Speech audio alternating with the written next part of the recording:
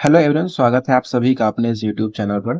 साथ ही इस वीडियो में हम बात करने वाले हैं कि अगर आप स्टॉक मार्केट में अपना पैसा लगाना चाहते हैं तो कैसे आप किसी भी स्टॉक को खरीद सकते हैं। ठीक है, क्या कुछ उसका पूरा प्रोसीजर होता है, तो कंप्लीट हम इस वीडियो में डिटेल से समझने वाले हैं कि आखिर कैसे आप उसको परचेस कर सकते हैं और आपको साथ ही साथ में कैसे कोई स्टॉक को एनालाइज करना है और उसको चेक करना है कि आखिर ये स्टॉक लेने लायक है, आई मीन खरीदने लायक है या फिर नहीं है। तो इसको भी आगे मैं आपको क्लियर कर दूंगा, क्योंकि आमतौर पे कोई ये बात नहीं बताता है कि कौन सा लेना है। ये सभी बता देते हैं कि कैसे लेना है, बट कौन सा लेना है काफी ज्यादा इंपॉर्टेंट होता है। ठीक है, चलिए इस वीडियो को हम आगे बढ़ते हैं और डिटेल से बात समझ लेते हैं। सबसे पहले हम यहाँ पर देख लेते हैं कि आखिर ये जो आपका ग्रो का एप्लीकेशन है, ठीक है, यहाँ पर आपको काफी सारे ऐसे स्टॉक्स देखने को मिल जाते हैं। ठीक है, अब देखिए यहाँ पर हम अभी होम इंटरफेस पर हैं और यहाँ पर सबसे पहले आपको यहाँ पे क्लियर कर दूं कि देखिए ये आपका निफ्टी 50 होता है। यहाँ पर ये आपका यहाँ पे निफ्टी 50 होता है। ठीक है, निफ्टी 50 में क्या होता है, जैसे कि मैंने आपको पिछली वीडियो में बताया था कि इसमें जो टॉप 50 कंपनीज होती हैं तो उनके जो है स्टॉक्स आपको देखने को मिल जाते हैं। ठीक है, अब जैसे हम यहाँ पर क्लिक करेंगे तो आपको काफी सारे स्टॉक्स देखने को मिल जाएंगे। जैसे कि यहाँ पर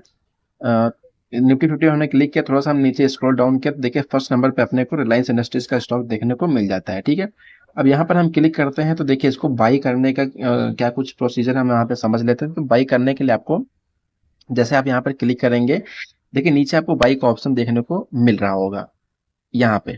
ठीक है, तो यहाँ पे आपको बाई पे क्लिक कर देना है और जैसे आप बाई पे क्लिक करेंगे न्यू इंटरफेस ओपन होकर के आ जाएगा। यहाँ पे आपको समझना है, देखिए यहाँ पे क्या लिखा हुआ है, एनएससी यानी कि नेशनल स्टॉक एक्सचेंज, उसका स्टॉक का प्राइस लिखा हुआ है और आगे बीएससी बॉम्बे स्टॉक एक्सचेंज। ठीक है, तो अभी हम जो है यहाँ पर एनएससी में ले रहे हैं। एनएससी या बीएससी आप किसी में भी ले सकते हैं। देखिए उसके लिए भी आप यहाँ पर सेट कर सकते हैं, उसका भी कोई प्रॉब्लम नहीं है। यहाँ पे देखिए ये बना हुआ है एनएससी। ठीक है, इस पे आप एक बार और क्लिक करेंगे तो ये फिर से जो है ये अभी देखिए यहाँ पर बीएससी में कन्वर्ट हो गया है। इस पे आप फिर क्लिक करेंगे तो एनएससी में कन्वर्ट हो जाएगा। ठीक है, तो आप चाहें तो बीएससी में भी, चाहें तो एनएससी में, किसी में भी ले सकते हैं, कोई बहुत खास डिफरेंट इसमें नहीं होता है। ठीक है, नेक्स्ट चीज आप यहाँ पे समझ लीजिए कि जैसे कि यहाँ पे लिखा हुआ है डिलीवरी। ठीक है, अब डिलीवरी का मतलब ये होता है कि अगर आप आज इस स्टॉक को खरीदते हैं तो आप फ्यूचर में कभी भी बेच सकते हैं, आज भी बेच सकते हैं या फिर 10 साल बाद बेच सकते हैं या फिर कल बेच सकते हैं, जब आप चाहें तब इसको बेच सकते हैं। ठीक है, नेक्स्ट नंबर पे आपको देखने को मिल जाता है यहाँ पर इंट्राडे। इंट्राडे क्या होता है कि अगर आप इसको आज खरीद रहे हैं तो आज ही आपको मार्केट 330 पे जो है क्लोज होता है, 3:30 पीएम पे, तो उससे पहले पहले यानी कि 3:15 तक आपको ये जो है स्टॉक हर हाल में भेज देना पड़ेगा। ये हम बात कर रहे हैं इंट्राडे। अगर आप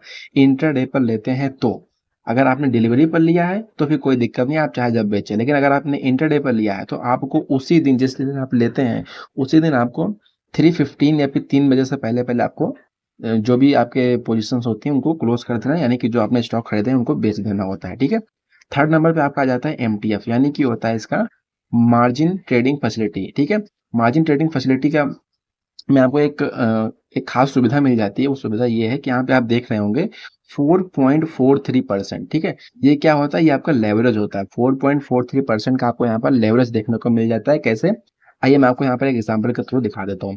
देखिए अभी मैं यहाँ पर क्लिक करता हूँ एमटीएफ पर।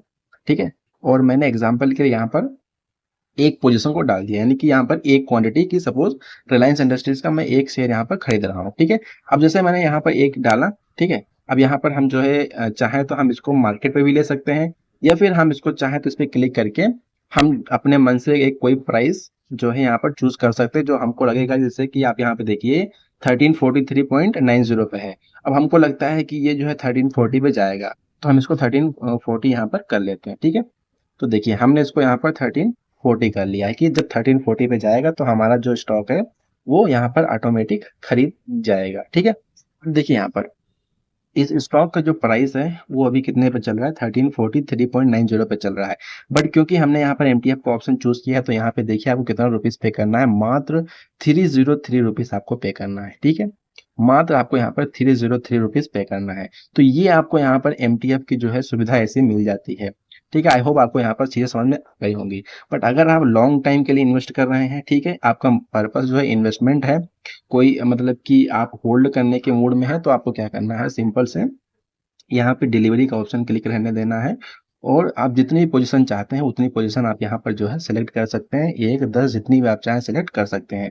उसके हिसाब से आपको यहाँ पर जो है पेमेंट देखने को मिल जाता है। ठीक है, तो नीचे आपको यहाँ पर ऑप्शन दिख रहा होगा नीचे आपको यहाँ पर जैसे आप को उससे पहले तो अपने डीमैट अकाउंट में जो है अमाउंट डिपॉजिट करना पड़ेगा, उतना अमाउंट आपके डीमैट अकाउंट में रहना चाहिए, तभी आप जो है इसको बाई कर पाएंगे। ठीक है, अब देखिए जैसा कि मैंने आपको बोला था कि ये आपको कहीं से भी पता चल जाएगा कि आखिर कैसे खरीदना है। ठीक है, कैसे खरीदना है, कैसे बाई करना है, ये आपको पता चल जाएगा। बट यहाँ पर जो मेन चीज़ है कि कौन सा खरीदना है, सबसे ज़्यादा ये इंपॉर्टेंट होता है, क्योंकि देखिए हजारों स्टॉक्स हैं इंडियन मार्केट में, बट कौन सा खरीदना है, सही कौन सा है, वो सबसे ज़्यादा इंपॉर्टेंट चीज़ है। ठीक है, तो इसको मैं आपको यहाँ पर थोड़ा सा समझाने का प्रयास करता हूँ, आप ध्यान से समझिएगा। देखिए, सबसे पहले जैसे जैसा कि मैंने आपको यहाँ पे बताया कि आप निफ्टी 50 में जैसे कि अभी हैं इस वक्त। ठीक है, तो निफ्टी 50 में जो फर्स्ट पर है रिलायंस है, एचडीएफसी है, सेकंड पर भारतीय एयरटेल है, एसबीआई है, आईसीआईसीआई बैंक है। तो ऐसे आपको ये टोटल 50 स्टॉक्स यहाँ पर पूरा जो है ये लिस्ट देखने को मिल जाएगी। ठीक है, अब आप समझिएगा ध्यान से। हमने रिलायंस इंडस्ट्रीज पे क्लिक किया। ठीक है, अभी ये ओपन हो जाए मैं आपको दिखाता हूँ आगे। अब ये देखिए यहाँ पर एक आपको यहाँ पर ऑल का ऑप्शन दिख रहा होगा। ठीक है, अब इस ऑल वाले ऑप्शन पे आपको यहाँ पर क्लिक कर देना है। ठीक है, अब आप यहाँ पे क्लिक करेंगे। ठीक है, जैसे आपने क्लिक किया तो आपको यहाँ पर क्या देखने को मिल रहा है, आपको यहाँ पर देखने को मिल रहा है कि किस तरीके से स्टॉक ऊपर नीचे हुआ है। ठीक है, ऊपर गया, फिर नीचे आया, फिर नीचे आया, फिर ऊपर गया, फिर ऊपर गया, ऊपर गया। तो ओवरऑल ये जो है अप साइड में ही आपको यहाँ पर देखने को मिल रहा है। बट मैं आपको एग्जांपल के लिए कुछ और भी स्टॉक दिखाता हूँ, तो आपको और भी ढंग से चीज़ें समझ में आएंगी। ठीक है, जैसे कि आप यहाँ पर ऐप के होम पेज पे ही देख सकते हैं, एक और यहाँ पर स्टॉक है। ठीक है, हम कोई भी स्टॉक का नाम नहीं लेंगे और किसी भी स्टॉक का हम जो है यहाँ पर रिकमेंडेशन नहीं दे रहे हैं कि आपको यही परचेस करना है। साथ ही साथ आपको यहाँ पर क्लियर कर दूं कि मैं यहाँ पर आपको ये नहीं बोल रहा हूँ कि आप इसमें खरीदें या फिर इसमें बेचें, ये आपकी जो है आपकी मर्जी है। ठीक है, अब यहाँ पे देखिए हम जैसे इस वाले स्टॉक पे आते हैं और हमने यहाँ पर ऑल पे क्लिक किया करता हूँ। ठीक है, तो आपको देखिए यहाँ पे क्या देखने को मिलता है कि किस तरीके से ये स्टॉक यहाँ पर इसका जो मतलब आई मीन ऑल टाइम जैसे जब से ये लॉन्च हुआ है तब से इसका क्या मोमेंटम है। ये ऐसा गया है, फिर नीचे आया है, फिर ऊपर गया, फिर देखिए कितने टाइम तक तो नीचे ही बना रहा है, फिर ऊपर गया है, और किस तरीके से स्टॉक का मोमेंटम रहा है। ठीक है, लेकिन इससे पहले जो मैंने आपको दिखाया था उसमें आपने क्या देखने को मिला था कि थोड़ा बहुत कंसिस्टेंसी वहां पर बनी हुई थी। ठीक है, अब मैं आपको यहाँ पर एक चीज और दिखाता हूँ तो आपको थोड़ा और समझ में आएगा चीजें। देखिए अब हम चलते हैं यहाँ पर एक और लार्ज कैप के स्टॉक में। ठीक है, देखिए क्या होता है कि स्टॉक कई सारी कैटेगरीज में डिवाइडेड होता है। टोटल अगर हम यहाँ पर बात करें तो मैक्सिमम जो है 3 कैटेगरीज में स्टॉक्स जो है डिवाइडेड होते हैं। एक होता है आपका लार्ज, एक होता है आपका मीडियम, और एक होता है आपका स्मॉल। ठीक है, ये होता है large cap, medium cap, small cap. Large cap में क्या होता है कि जो बड़ी कंपनियां होती हैं, जैसे कि हमने अभी बात किया रिलायंस की, टाटा की, भारतीय एयरटेल और एसबीआई, ये सारी चीजें जो है लार्ज कंपनीज में आती हैं। ठीक है, अब देखिए यहाँ पर हम चलते हैं, आपको एक और स्टॉक दिखाता हूँ तो आपको और क्लियर से समझ में आएगा। देखिए अभी हम चलते हैं एसबीआई के स्टॉक में। ठीक है, अब एसबीआई में हम जो स्टॉक को देखते हैं, हमने ऑल पे क्लिक किया। अब यहाँ पे आप ऑल के इसको अब देखिएगा थोड़ा ध्यान से, तो यहाँ पे आपको क्या देखने को मिलेगा, किस तरीके से इस स्टॉक ने काफी हद तक कंसिस्टेंसी दिखाई है। ठीक है, और बहुत ज्यादा ऐसा कोई मोमेंटम नहीं रहा कि ऐसा पूरा धाए धाए ऊपर नीचे मारा है, ऐसा कुछ भी नहीं रहा है। ठीक है, तो देखिए कोई भी इन्वेस्टर जो भी अपना पैसा इन्वेस्ट करता है स्टॉक मार्केट में, इंडियन मार्केट में, कोई भी मार्केट में, कई सारी मार्केट है, क्रिप्टो मार्केट है, ठीक है, ये विदेश की मार्केट है, तो आपको क्या यहाँ पे ये चीज देखनी होती है ना कि कंसिस्टेंसी है या फिर नहीं है, कि ऐसा तो नहीं है ऐसे गया फिर सीधे नीचे आ गया, काफी टाइम तक नीचे ही चल रहा है। ठीक है, तो बस ये मेरा जो है यहाँ पर समझाने का प्रयास था, तो ये चीज आपको यहाँ पर समझनी है। ठीक है, हम किसी भी स्टॉक का यहाँ पर नाम नहीं ले रहे क्योंकि हमको इस चीज की अथॉरिटी नहीं है। गवर्नमेंट का रूल है कि हम किसी भी पर्टिकुलर स्टॉक को लेकर हम उस पर बात नहीं कर सकते हैं। ठीक है, आई होप जो मैं आपको समझाना चाह रहा था, जो मैंने आपको हिंट दी, आप समझ गए होंगे। ठीक है, चलिए इस वीडियो में इतना लगता है, बाकी कुछ डाउट है तो कमेंट बॉक्स में पूछ लीजिएगा। मिलते हैं अगली वीडियो में। जय हिंद, जय भारत।